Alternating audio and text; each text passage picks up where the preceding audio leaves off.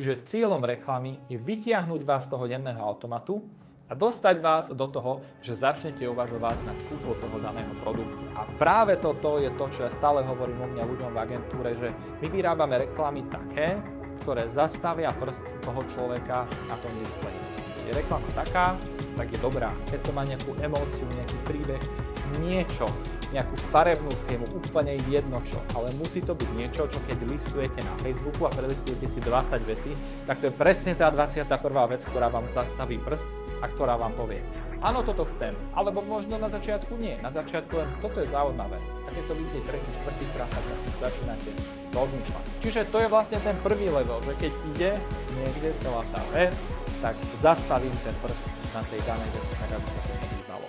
No ale existuje ešte level 2 a to sa volá tzv. Mentálna dostupnosť. To je ten systém, kde sa všetky firmy snažia nejakým spôsobom dostať a to je to, aby keď sa povie nejaká značka, aby sa to volalo automaticky nejaký produkt.